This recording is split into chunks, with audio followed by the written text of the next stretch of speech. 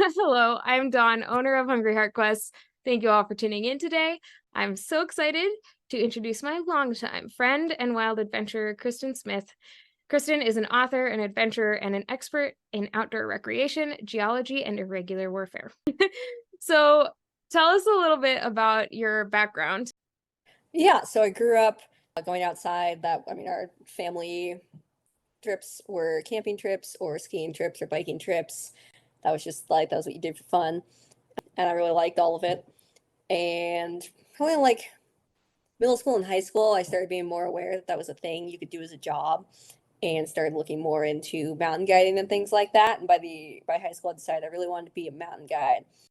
But there weren't really a lot of mountain guide positions available that didn't require a lot of experience. So I ended up working as a whitewater rafting guide first. And then through the experience I got from that, worked for the outdoor rec program at Montana State University, guiding trips, doing like hiking and snowshoeing, cross country skiing, and then being an assistant trip leader on climbing and ice climbing. And then during summers, I also worked as a educator and deckhand on a sailing ship out in Puget Sound that does environmental education.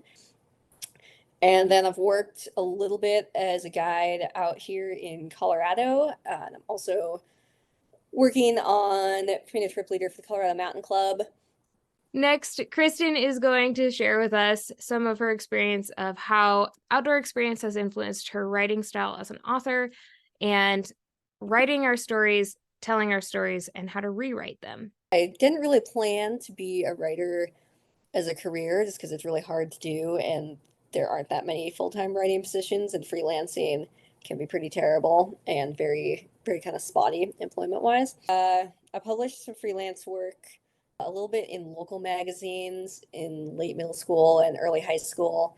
And then at the end of high school, I got my first national piece published. The river guiding company I'd been working for, I started writing their blogs and doing all their web content. And actually, my first job after college was I was the destinations department editor for Backpacker magazine. Any last things that you would like to share in terms of advice or funny stories? I did get headbutted by a sheep. You got hit by a sheep? Yeah, Oh, this would totally happen to you. just a little one. It headbutted me in the knees. It left everyone else alone, so I was kind of offended.